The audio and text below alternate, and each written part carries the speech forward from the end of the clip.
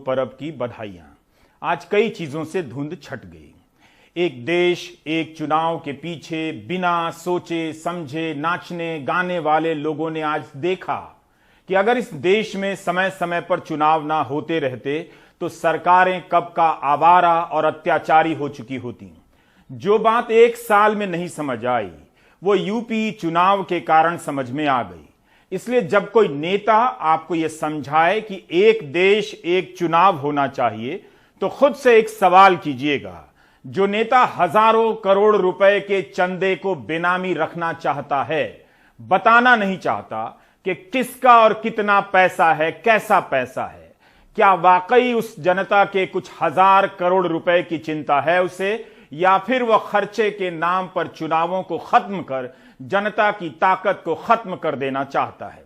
इस बात को लिखकर पर्स में रख लीजिए। प्राइम टाइम के बाद इस पर विचार कीजिएगा। अगर कृषि कानूनों को वापस लिया जाना किसानों के लिए खुशी की बात है तो उन परिवारों को याद करने का भी दिन है जिनके अपने इस एक साल के दौरान पुलिस, गोदी मीडिया, मौसम की मार का सामना करते हुए शहीद हो गए।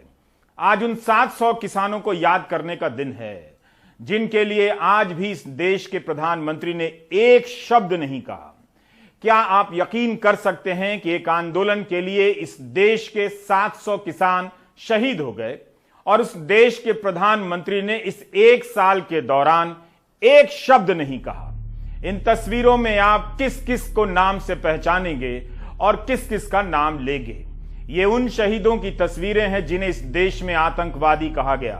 कहान सिंह, धन्ना सिंह, गज्जन सिंह, जनक राज, गुरुदेव सिंह, गुरजंत सिंह, बलजिंदर सिंह, लखवीर सिंह, करनैल सिंह, राजिंदर कौर, गुरमैल कौर, मेवा सिंह, अजय कुमार, कश्मीर सिंह, बाबू सिंह, वीना रानी, सुखमिंदर सिंह धेपी, सोहन लाल शर्मा, मोनित बसु, विकलांग किसान मनोज शर्मा, रवि कुमार बंगा को याद कीजिए।